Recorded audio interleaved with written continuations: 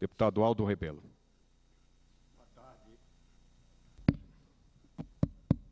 Boa tarde, senhoras e senhores. É uma alegria e uma honra poder encontrar cooperativistas de todo o Brasil aqui no Senado Federal.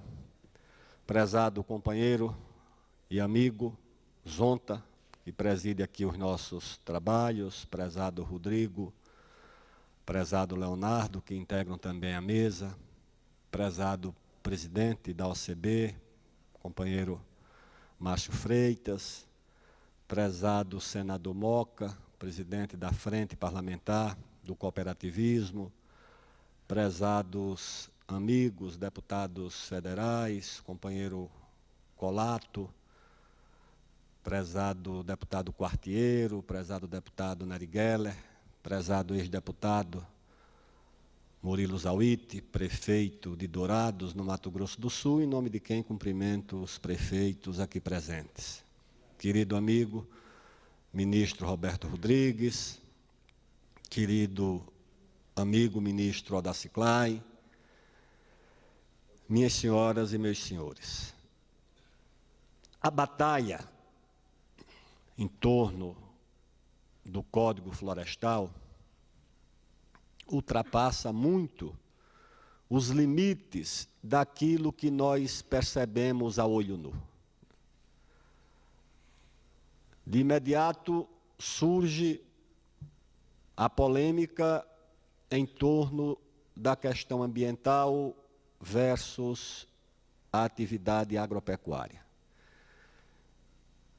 E a discussão se situou na largura das matas ciliares, das florestas que revestem as margens dos rios, de 15 metros, de 5 metros, de 20 metros, de 500 metros, ou da proporção na propriedade da área destinada à reserva legal, 20%, 80%, 35%. A preocupação legítima com o meio ambiente, com a proteção da natureza, da flora, da fauna, muito importantes para a vida, para o bem-estar das pessoas. A preocupação também com outra forma verde, que é a cobertura da agricultura, da pecuária, e não deixa também de ser verde.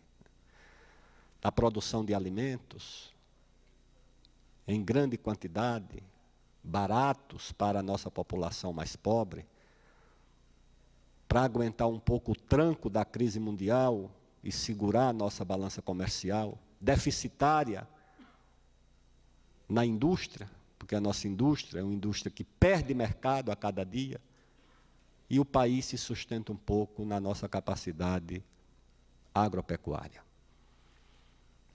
O debate se reveste também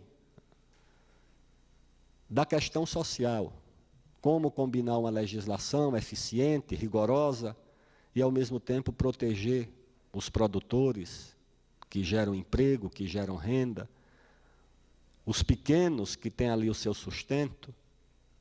Eu voltei essa semana, fui visitar minha mãe no estado de Alagoas, 65% dos nossos agricultores têm até 5 hectares. Se você confisca 20% para a reserva legal e mais 15 metros ou 30 de cada lado de um rio, de um córrego, de um riacho, torna-se completamente inviável a atividade. Então, a legislação é também um problema social. A legislação é também um problema comercial, vis-à-vis a luta de duas agriculturas. A agricultura frágil, deficitária, subsidiada dos países ricos, versus a agricultura forte de um país frágil, de um país que não tem muitos meios nos fóruns internacionais de se defender, que enfrenta, o lobby dos grandes produtores internacionais que competem, principalmente em algumas áreas nossas, madeira, soja, carne, com produtores brasileiros. O debate também envolve uma esfera geopolítica. A partir do fim da União Soviética, quando era possível a interferência dos países fortes nos países mais fracos, a pretexto da luta contra o comunismo, que usava como legenda a defesa da democracia contra as ditaduras, a defesa da liberdade contra a tirania. Quando essa bandeira perdeu força por causa do fim da União Soviética, os países ricos e fortes que dominam o mundo precisavam de outra causa tão universal, tão aceita, tão simpática, tão humanitária e tão generosa, e o ambientalismo passou a ser essa bandeira. Em nome do ambientalismo, ele se propõe até a fazer guerra, como já há livros publicados dizendo que as guerras do futuro terão, entre outra questão, o meio ambiente. Você usa o meio ambiente como pretexto para interferir nos países mais fracos. Como usa a democracia para ir atrás de petróleo. Nós vemos essas guerras pelo mundo afora, dizendo que estão fazendo guerra porque tem ditadores, tem ameaças à democracia e aos direitos humanos, mas no fundo é o petróleo, e é por causa dele que se faz a guerra.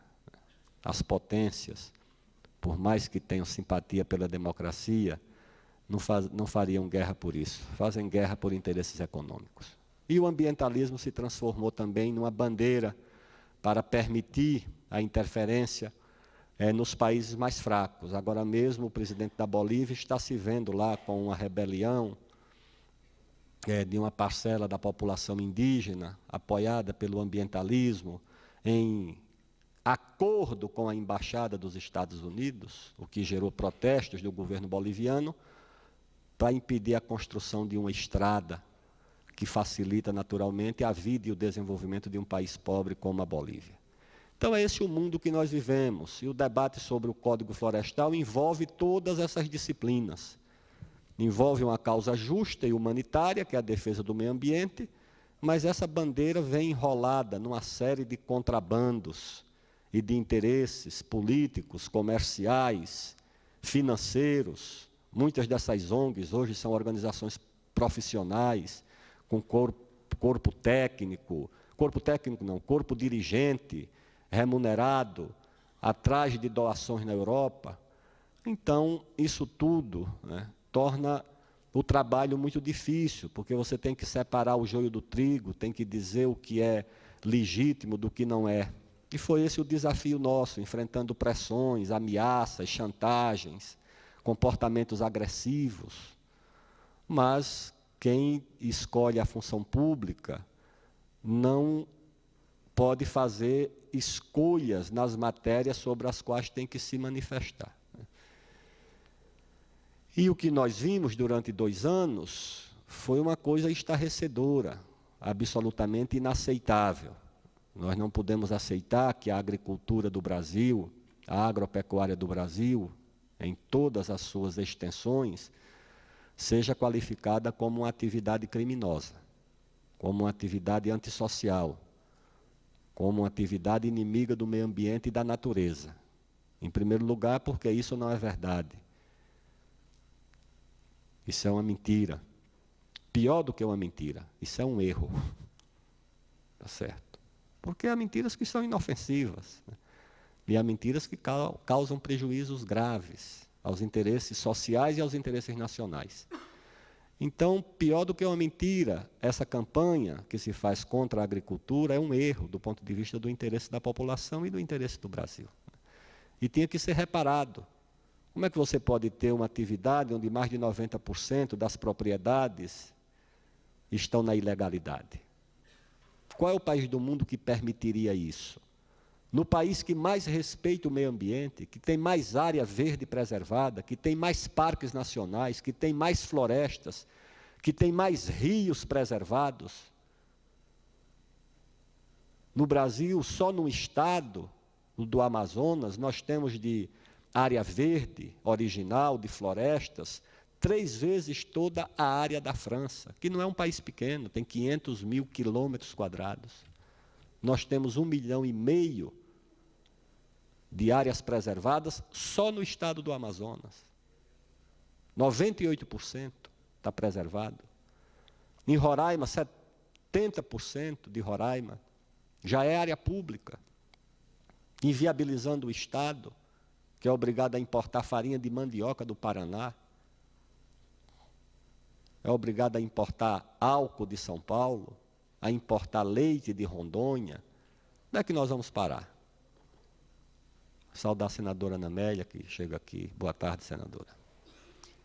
No estado do Amapá, nós temos 79% de área pública. 79% do estado do Amapá é área pública.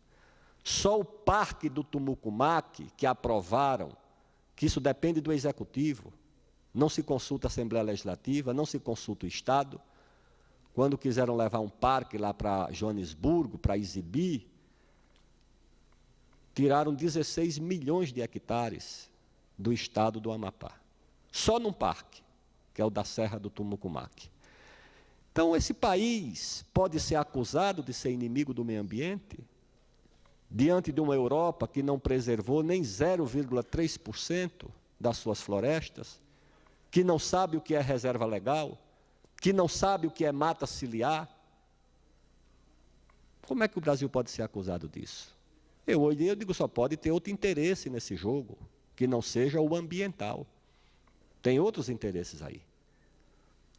Tem uma guerra contra a nossa agricultura, uma luta surda, e isso é revelado publicamente. Não precisa a gente dizer que é uma conspiração, porque aqueles que têm interesse na matéria não tratam como conspiração, assumem abertamente.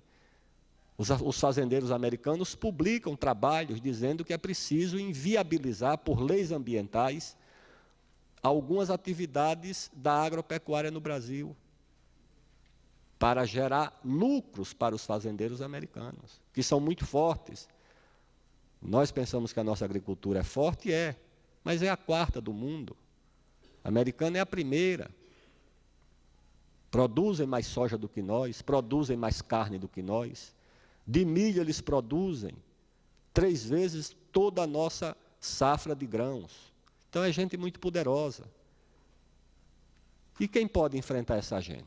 A agricultura brasileira, com a ajuda da Embrapa, com pesquisa, com uma classe empreendedora, experiente, que migra e vai abrindo novas fronteiras para a agricultura. Nós vamos ocupando um espaço que incomoda. Então é preciso que as autoridades, os intelectuais, a classe média urbana, que acha que não tem nada a ver com isso, que o leite sai da fábrica dentro de um saco plástico, tá certo? Então é preciso que nós tomemos consciência dos interesses que estão em jogo. E que a nossa agricultura tem força, mas ela também tem limites. Nós vivemos uma situação no campo onde só tem condições de sobreviver os muito grandes, os médios e os pequenos. Como é que vão sobreviver? Pega mesmo nesse movimento cooperativista que nós visitamos, lá no Paraná, em Santa Catarina. Aparentemente uma coisa muito forte, bonita, mas a renda média do agricultor é uma renda pequena, em declínio, porque os preços agrícolas estão em declínio. Então, para você tirar uma renda de 1, 2, 3 salários mínimos, de uma propriedade de 8, 10, 20 hectares, mesmo com o apoio da cooperativa, não está fácil. E no Nordeste, então, onde o movimento é mais frágil, a agricultura mais pobre, é um deserto. A juventude está desaparecendo do campo. Essa semana, lá no interior, saí num cavalo com um grupo de amigos, parando assim, conversando, tomando uma água ali, outra acolá. Cheguei numa casa, tinha a dona Francisca com 81 anos de idade, trabalhando de enxada, não tem mais, o marido foi embora para Maceió, os filhos foram embora, ela ficou sozinha na casa. Ainda trabalha, dona Francisca? Trabalho, meu filho, de enxada. Tem ali a fava que eu plantei, a batata doce. Quem é que vai ficar no campo? O menino lá falou para mim, disse, olha, eu fui comprar para vender na feira de Viçosa, R$ 35 um milheiro de banana. Quem é que é estimulado a plantar banana para tirar um cacho um ano depois para vender um milheiro por R$ 35? 1 quilo de abóbora na feira, R$ 1 o quilo. 4 mamões, por R$ 1. A batata doce chegou a dar R$ 6 o saco de 60 quilos. Você leva da roça para a feira, paga R$ 3 de frete o saco de 60 quilos. Qual é o jovem que vai querer ficar na cidade, no campo, tomar conta de uma roça, tomar conta de uma cabra, de uma vaca? Quem é que vai querer ficar? E essas pessoas ainda serem tratados como criminosos ambientais, sinceramente, entendeu? Sinceramente. Crime é tratar essas pessoas como criminosos ambientais. Esse é que é o crime. Esse é que é o crime. Então é gente que fica numa metrópole, como São Paulo, quando vai numa pizzaria, só quer pizza, forno a lenha. Pergunte lá numa pizzaria em São Paulo se eles querem comer pizza em forno elétrico. Pergunte se quer ir numa churrascaria e comer um churrasco assado no forno elétrico. Tem que ser na brasa. Né? Agora, quando fala de meio ambiente, o criminoso ambiental é o cara que está criando uma vaca lá em Roraima, plantando feijão na beira do Tietê, ou cana, ou plantando capim. Pode ser uma coisa dessa. Isso tem sentido, um negócio desse. As cidades todas poluídas, né? Lá em Marília, a moça lá, trabalhadora rural, 3 hectares. Só saí. Por que saiu da zona rural? Porque o promotor chegou e disse que não podia plantar repolho na beira do rio. Ela disse, meu avô plantava repolho, meu pai plantava repolho, eu e meu marido plantamos repolho. O promotor disse que não pode. Aí eu vim para Marília, tá certo? Na cidade de Marília, onde o esgoto despeja dentro do rio. Não tem esgoto dentro do rio no campo. Agora na cidade está cheio. Como em São Paulo, no rio Tietê. Boa parte do esgoto da Grande São Paulo vai para dentro do Tietê direto. E essa consciência ambiental existe? Existe alguma ONG preocupada com isso? O Greenpeace está preocupado? Que coisa nenhuma, está preocupado em tutelar a Amazônia, ser dona da Amazônia, e transformar a Amazônia numa reserva de minério, de água, de biodiversidade, para os interesses, sabe-se lá de quem. Mas nós desconfiamos. Diante disso, nós procuramos uma solução adequada, é um pacto. Esse código aqui, isso aqui não era, essa lei não era a que eu queria, nem a que eu acho mais justa, isso é a que é possível você aprovar. Tá certo? É a lei mais dura ambiental do mundo, é essa que nós estamos discutindo aqui, é a que nós aprovamos na Câmara. Continuará tendo reserva legal só no Brasil, nenhum outro país do mundo. O Greenpeace nunca pediu reserva legal nem de 1% na Holanda, na Amazônia, que é 80%. Porque aí um produtor de soja na Amazônia vai produzir em 20% da propriedade e um americano vai produzir em 100%. Então ele acha que assim já equilibra um pouco mais as coisas. Nós vamos continuar tendo essas matas ciliares de 30, 50, 80, sei lá, 100, 500 metros. Qual é a mata ciliar da Holanda? Pergunte para alguém aí, vai no Google, tem lá um programa que aproxima na beira do rio. Vai ver se tem. Tem mata ciliar de repolho, de couve-flor, de uva. Perguntei para uma associação de agricultor português, se eles plantavam na beira do rio. Eu fiquei achando engraçado como ele entendeu a minha pergunta. Na beira do rio, por quê? O senhor já tem alguma semente aí, a Embrapa, que possa plantar dentro do rio? Porque na beira do rio, na beira do rio já planta tudo. Ele achou que tinha uma semente para plantar dentro do rio, porque na beira do rio já planta tudo. Qual é o pacto que foi feito?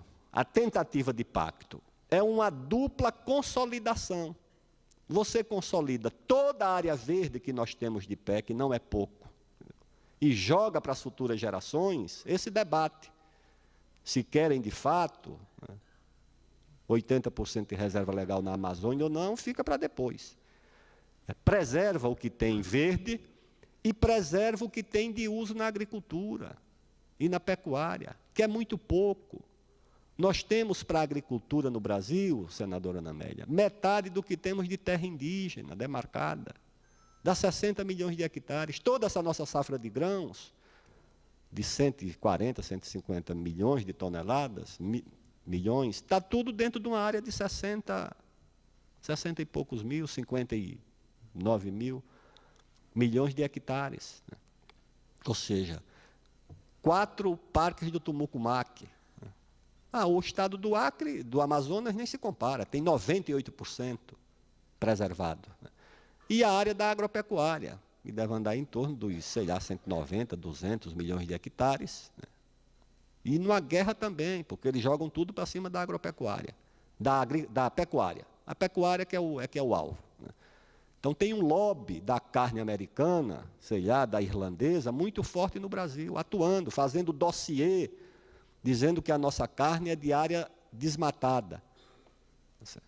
De fato, a nossa carne, em boa parte, tirando os campos de pecuária tradicional, de capim nativo, é de área desmatada. A pecuária americana não tem uma origem mais nobre. Não tinha mata, não, lá tinha índio nos campos de pecuária dos Estados Unidos. E os índios foram abatidos. Tem uma tabela do século XIX, publicada em livros, quanto custava a cabeça de um índio adulto, de uma mulher e de uma criança. Eram abatidos para liberar os campos para a pecuária. É essa carne que é boa, que é saudável? Então sustentem isso. Inclusive o Ministério Público Federal, que fez uma campanha aqui sórdida, revoltante, contra a carne da Amazônia, do Centro-Oeste. Ou tem a carne argentina, que também era dos índios patagões. Lá foi o governo argentino, o presidente Sarmiento, que promoveu uma campanha de extermínio dos índios para ampliar a pecuária argentina. Os peões recebiam 30 balas para 30 índios. Para economizar as balas, eles laçavam os índios, castravam, e o índio morria de hemorragia no meio do campo. Tem essa outra pecuária também. Tem origem nenhuma em desmatamento. E como é que se faz aqui uma campanha contra a carne no Brasil? E intimida os produtores, e muitos frigoríficos, inclusive, assumem compromissos com as ONGs para jogar em cima dos pequenos pecuaristas, dos médios. Então, essa situação que nós vemos é uma batalha que tem que ser enfrentada no campo das ideias, com perseverança, com paciência, porque essas coisas têm limite. Então, o processo é de pacto, ou seja, uma troca. Preserva o que tem de verde, que é muito, mantém a estrutura, mas dá ao produtor a segurança jurídica, a tranquilidade. Você não pode dizer que é criminoso ambiental um sujeito que plantou cana em Pernambuco em 1540, no tempo de Duarte Coelho. Como é que você pode ir dizer agora que essa pessoa é criminosa? Os agricultores lá, os assentados da reforma agrária do Mato Grosso, receberam a terra dizendo que podiam ocupar 50% da área, depois a lei muda e diz que não pode ocupar 50%, só pode ocupar 20%, você virou criminoso ambiental do dia para a noite? Isso não é correto. Nós procuramos corrigir isso com um dispositivo que é a lei do tempo, a intertemporalidade da lei. Isso é uma coisa nova e boa, que o governo aceitou, o Ministério do Meio Ambiente também aceitou, que eu compreendo também as pressões que sofre, porque é isso, o Brasil é submetido a essa pressão. Ameaçam que quando o Brasil, o presidente, viaja, vai ser cobrado por isso. Isso tudo vem com ameaças.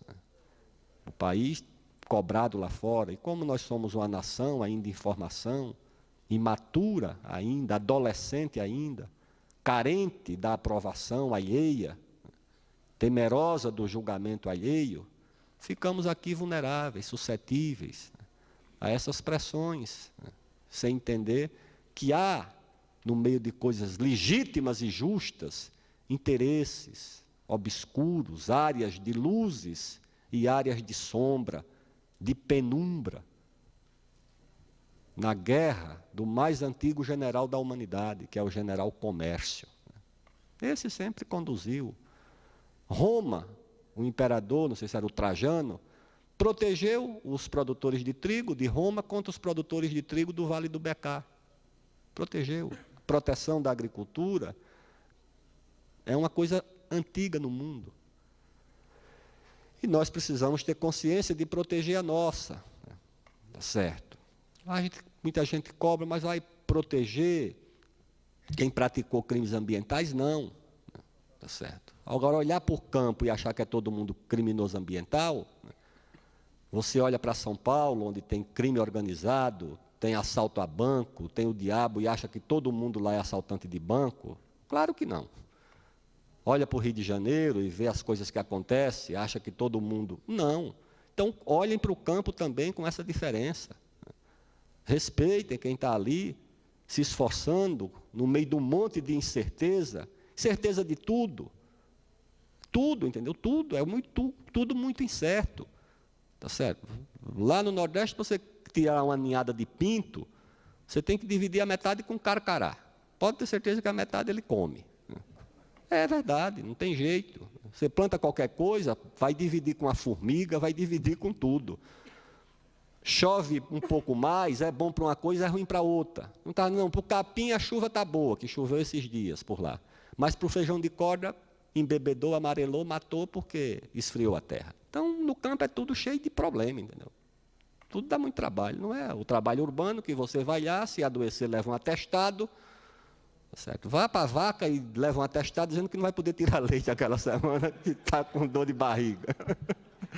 Diga, a vaca, se vira, eu estou só atestado aqui, ó, bota o leite lá no ponto, que a turma vai passar para recolher. Não, entendeu? Fala lá para as ervas daninhas que você está doente e vai passar um mês sem limpar o roçado, para ver se ele não toma conta de tudo.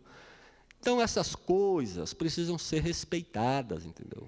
Que não é uma vida fácil, não é uma coisa muito difícil. E acho que o debate sobre o código, pelo menos assim do meu ponto de vista, não é só um debate para resolver tecnicamente as questões, é também, mas é uma batalha pela valorização do campo, da agricultura do Brasil, da vida no Brasil, que é a vida no campo, que moldou a nossa cultura, a nossa identidade, o nosso idioma, a nossa música. Será que um menino que vai dançar um forró universitário, sertanejo, sei lá, não se dá conta que esse som veio do campo? Será que os intelectuais que gostam de Villa-Lobos não se dão conta que o motivo daquela música veio do campo? Que aqueles que frequentam os restaurantes de São Paulo, do Rio, não se dão conta que o laboratório daquela culinária foi uma cozinha da roça? Os valores, o idioma, como nós falamos, aí você fala como matuto, fala como caipira, fala como não sei o quê, porque o campo ajudou a moldar o português como é falado no Brasil. Isso não tem que ser respeitado? A solidariedade que você vê no campo, mora numa cidade, você mora no mesmo prédio, desce no mesmo elevador, às vezes é o vizinho de cima, ou o vizinho da porta, ele nem olha para você, não sabe o seu nome, não se cumprimentam, né?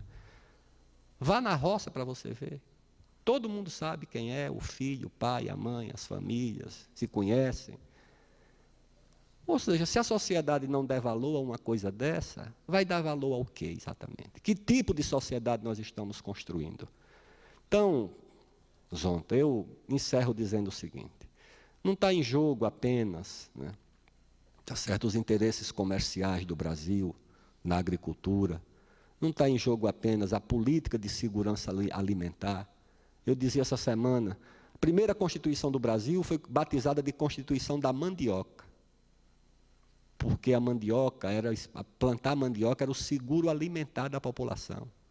A colônia, o império, obrigava que cada proprietário reservasse um pedacinho para plantar mandioca, para não faltar a coisa básica que o padre Anchieta chamou de pão dos trópicos, que era a mandioca.